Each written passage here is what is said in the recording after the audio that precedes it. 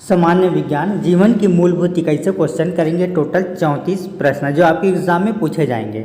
उसी प्रकार आप देख पा रहेंगे एसएससी जितने भी एग्जाम में क्वेश्चन पूछे गए वही टॉपिक लेकर आए हैं। अगर आप प्रयोगशाला परिचालक की तैयारी कर रहे हैं तो वहाँ विज्ञान से क्वेश्चन पूछे जाएंगे। तो पार्ट 1 आपका रहेगा, अध्याय 1 आपका पार्ट 1 है ना।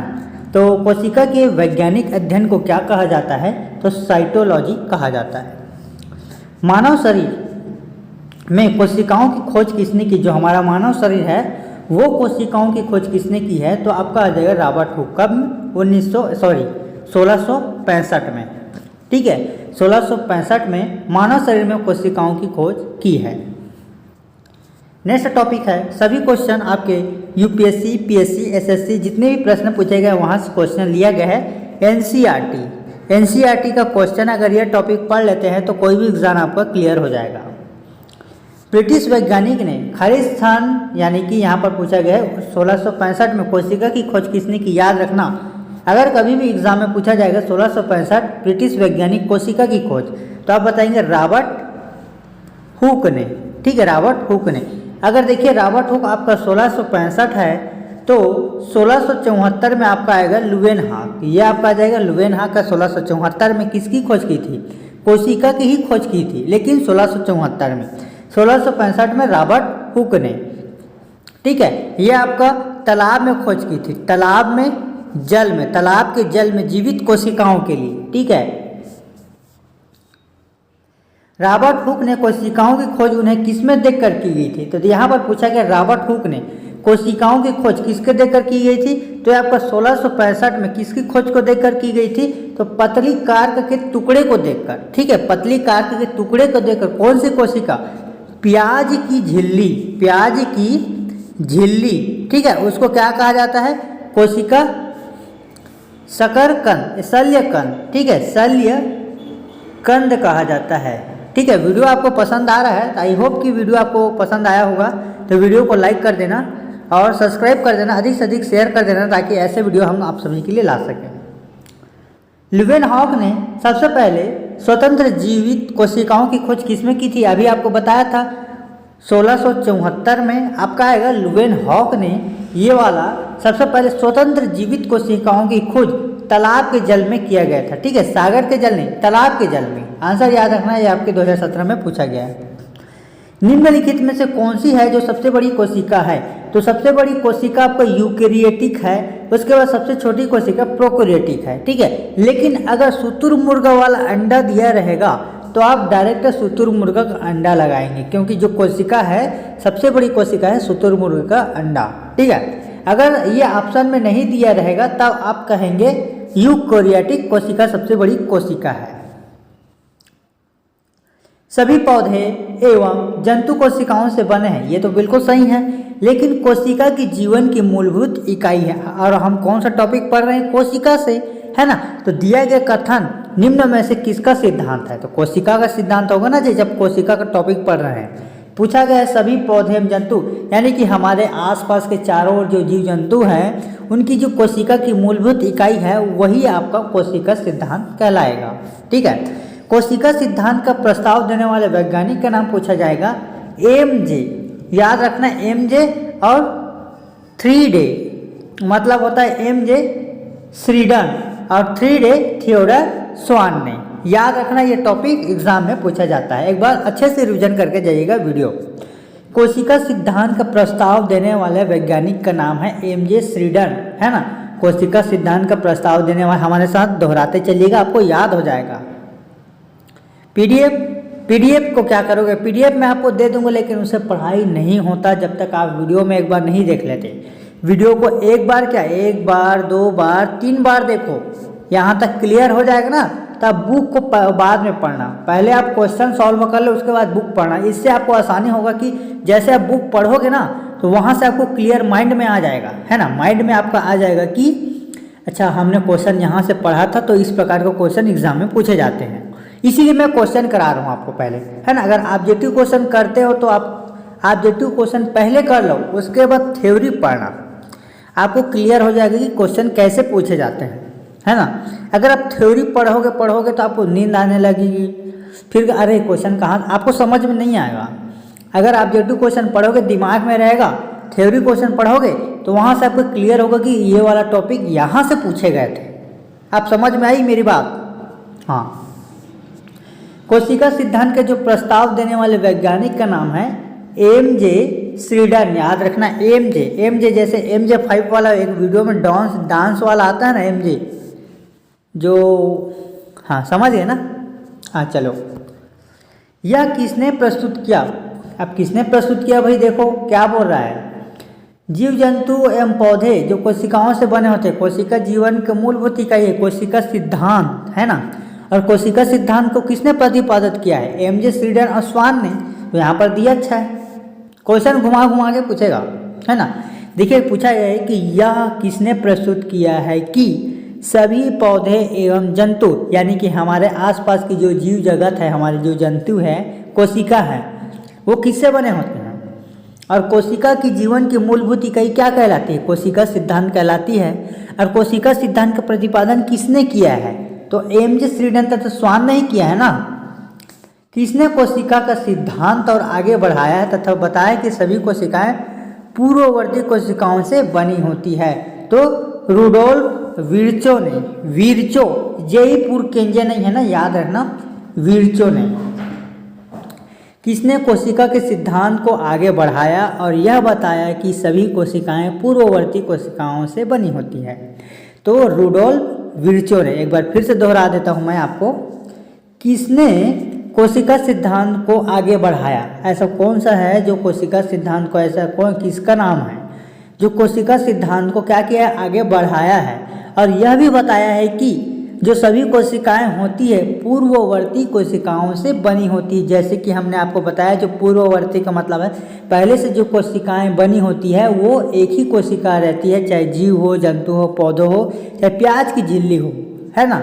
कोशिकाएं की संरचनाएं एक ही होती है, मतलब जो कोशिकाओं की संरचना बनी होती है वो एक ही तरह की होती है, चाहे आकार में भले बड़ा हो, आकार से कोई मतलब नहीं है ना, आकार इसका बड़ा हो छोटा हो, इससे कोई दिक्कत नहीं है, संरचना एक ही होती है। यहाँ तक क्लियर समझ में आ गया होगा ना, तो क्वेश्चन आसानी से बन जाएगा। किस कोशिका सिद्धांत ने, ऐसा कौन सा कोशिका सिद्धांत है जो उसको आगे बढ़ाया? ये याद रखना। और बताया भी, आगे बढ़ाया है और बताया भी है कि सभी कोशिकाएं पूर्ववर्ती कोशिकाओं से बनी होती है। ये टॉपिक याद करना, विर्चो, बस उतना कुछ मत करना, विर्चो बस कर लेना। क्या करोगे? विर्चो। फिर से एक बार दोहरा देता हूँ, यहाँ से क्वेश्चन बनते हैं, इसीलिए मैं टॉपिक लेकर आया हूँ। किसने कोशिका सिद्धांत को आगे बढ़ाया? देखो मैंने पढ़ाते पढ़ाते मेरा भी याद हो चुका है।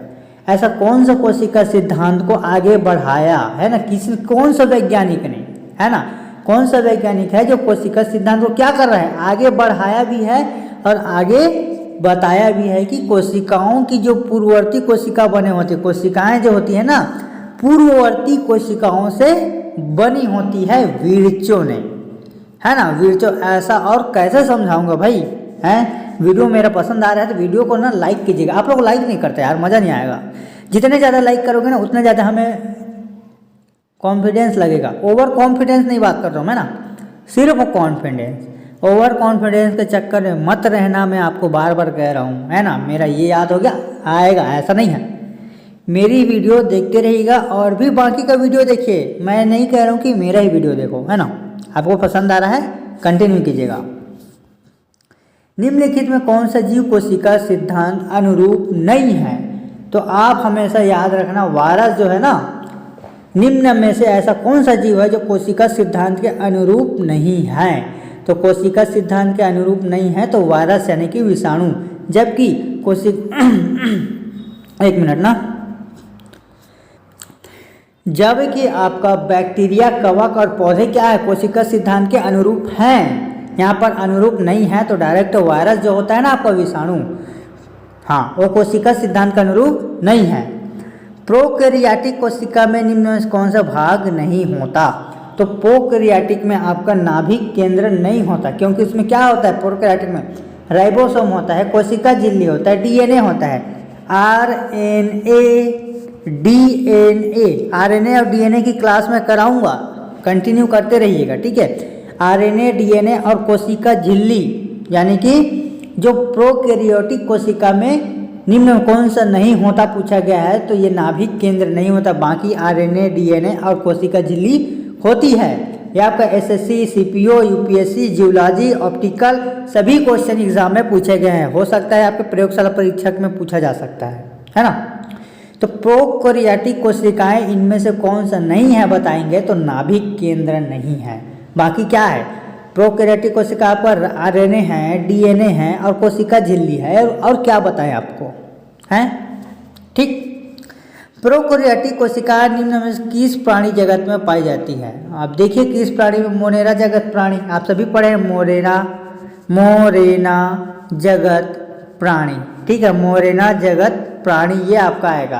प्रोकैरियोटिक कोशिकाएं हैं जो निम्न में किस प्राणी जगत में आता है, तो मोरेना, यहाँ पर दिया होगा, देखिए आंसर डी। ज्ञात है कि सबसे छोटा प्रोकैरियोटिक जीव कौन सा है, तो माइक्रोप्लाज्मा जो होता है ना 0.1 ग्राम होती है, याद रखना। 1 अगर होगा 1.0 होगा वो भी हो सकता है, या 0.1 है, यानी कि जो मतलब प्रोकैरियोटिक जीव है यानी कि सबसे छोटा जीव है वो माइक्रोप्लाज्मा है। क्या है? माइक्रोप्लाज्मा। अच्छे से याद कर लीजिएगा टॉपिक को, इसको कवर कर लीजिएगा, है ना। सबसे छोटा प्रोकैरियोटिक जीव माइक्रोप्लाज्मा, है ना। यूकैरियोटिक कोशिका में आरएनए का संश्लेषण क्या होता है? आरएनए का संश्लेषण क्या होता है? तो इसका संश्लेषण क्या होता है? तो इसका संश्लेषण आपको न्यूक्लियस होगा, न्यूक्लियस। यूकैरियोटिक सेल में प्लाज्मा झिल्ली किससे बनी होती है? जो प्लाज्मा झिल्ली होती है ना वो फास्फोलिपिड किससे बनी होती है? फास्फोलिपिड, है ना, फास्फोलिपिड। बस यूकैरियोटिक सेल में प्लाज्मा झिल्ली किससे बनी होती है? फास्फोलिपिड। प्रोकैरियोटिक यूकैरियोटिक भिन्न क्या है? तो इसमें क्या भिन्न है? अस्पष्ट है कि झिल्ली की अनुपस्थिति होती है, क्योंकि देखिए प्रोकैरियोटिक में सिर्फ झिल्ली, देखिए प्रोकैरियोटिक में केंद्रक झिल्ली होती है, प्रोकैरियोटिक में केंद्रक झिल्ली होती है, जबकि अंगत, है ना, अंगत झिल्ली प्रोकैरियोटिक में नहीं पाई जाती, यूकैरियोटिक में पाई जाती है। तो दोनों में क्या है? अस्पष्ट झिल्ली की अनुपस्थिति, ठीक है। निम्नलिखित में से ऐसा कौन सा है जो यूकैरियोटिक कोशिका की विशेषता नहीं है? तो पादप कोशिकाओं में क्लोरोप्लास्ट की अनुपस्थिति। देखेंगे कि निम्न में से कौन सा पादप कोशिकाओं में कौन सा भाग चयनात्मक पारगम्य होता है? तो कोशिका झिल्ली, कोशिका से ही पढ़ रहे हैं। कोशिका झिल्ली की जो प्रवृत्ति होती है अर्ध पारगम्य होती है, याद रखना। कोशिका झिल्ली की जो प्रवृत्ति होती है उसका अर्ध पारगम्य, ठीक है, इसको याद कर लेना। एक बार ऐसे याद करोगे, कोशिका झिल्ली की जो प्रवृत्ति होती है आधी होती है, आधी मतलब अर्ध पारगम्य, ठीक है। प्लाज्मा झिल्ली, कोशिका झिल्ली प्लाज्मा मेम्ब्रेन चयन प्रणात्मक झिल्ली बनी होती, किससे बनी होती? दोनों से। किससे? प्रोटीन और लिपिड से, है ना, प्रोटीन और लिपिड से। लिपिड क्या है? तो कोलेस्ट्रॉल है, तो यहाँ पर दिया डायरेक्ट कोलेस्ट्रॉल डाल दो। कोशिका का कौन सा गुण है जो कुछ पदार्थ को कोशिका के भीतर और बाहर जाने की अनुमति देता है?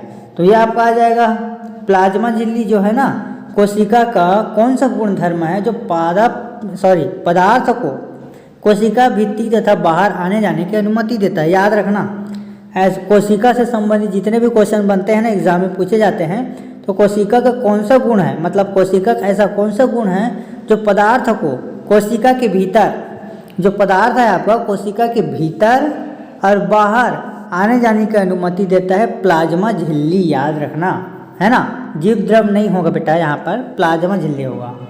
फिर से समझ लीजिएगा, कोशिका का कौन सा गुण, मतलब कोशिका का ऐसा कौन सा गुण है जो कुछ पदार्थ को कोशिका के भीतर भी और अंदर भी जाने की अनुमति देता है? तो ऐसा कौन सा गुण है?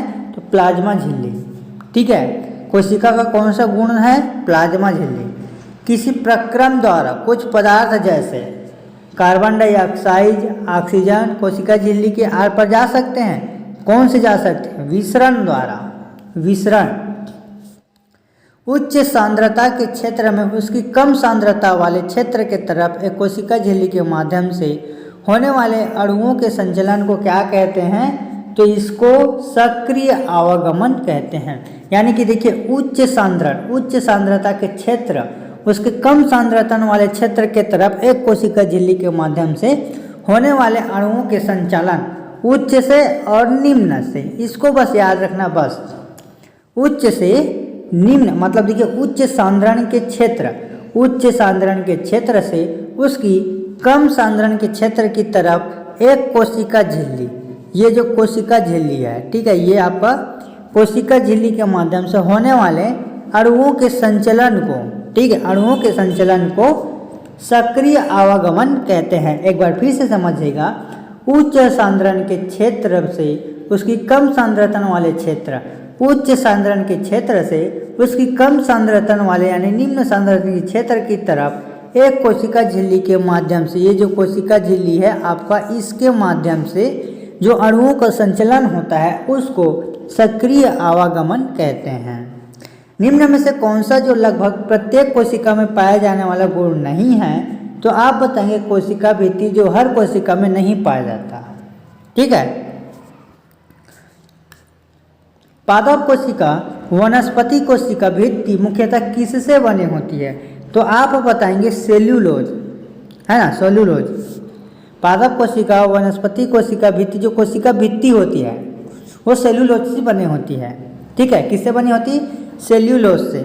सेल्यूलोज की भित्ति किसके सेलों में पाई जाती है? तो ये पौधों में पाई जाती है। जो सेल्यूलोज होता है ना कोशिका, ये मान लीजिएगा आपका पेड़ है तो ये गठान टाइप का दिखता है ना, ऐसे गोल गोल रहता है, वही आपका पौधे में जो उड़ाई जाती है ना उसको सेल्यूलोज कहा जाता है। ये आपका पौधा है, इनको सेल्यूलोज कहा जाता है। कोशिका भित्ति प्रवृत्ति अर्धपारगम्य आपको बताया। और निम्न में किसमें कोशिका भित्ति नहीं होती? माइक्रोप्लाज्मा जो है 0.1 यानी कि सबसे छोटी इकाई है, तो कहाँ से उसमें पाया जाएगा? अब पूछा जा जाएगा कि एक कोशी जीव, बहुकोशी जीव, तो याद रखना एक कोशी जीव में आपका आ जाएगा अमीबा, ठीक है, अमीबा, पैरामीशियम, उसके बाद आ जाएगा बैक्टीरिया और एक है क्लोमेडीमोनास। ये टॉपिक आपका एक कोशी जीव है। बहुकोशी में आपका आ जाएगा कवक। कवक क्या है? बहुकोशिका जीव है जो फैजाई कहते हैं इसको, फैजाई। कोशिकांग केवल पादप कोशिका, वनस्पति कोशिका में स्थित होता है, वह आपका आ जाएगा कोशिका भित्ति। किसकी उपस्थिति के कारण किसी पादप कोशिका और पशु को कोशिका में अंतर पाया जाता है? तो कोशिका भित्ति। संरचनाओं और कौन से युग्म पदार्थ जो जंतु, पादप और जंतु कोशिका में पाए जाते हैं? तो अंतर्द्रवी जलिका और कोशिका कला। चलिए लास्ट क्वेश्चन देखेंगे। निम्न में से किसकी कौन सी भाग है जो जंतु, वनस्पति और जंतु दोनों कोशिकाओं में पाया जाता है? कोशिका कला का कोशिका द्रव्य केंद्र, ठीक है। तो यहाँ तक हमने देखा टोटल 34 MCQ। तो वीडियो आपको कैसा लगा एक बार कमेंट करके बताएं। वीडियो आपको पसंद आई होगा तो वीडियो को लाइक कर देना, शेयर कर देना। अगर वीडियो आपको चाहिए नेक्स्ट पार्ट में तो वीडियो में कमेंट कर दीजिएगा सर हमें नेक्स्ट पार्ट चाहिए।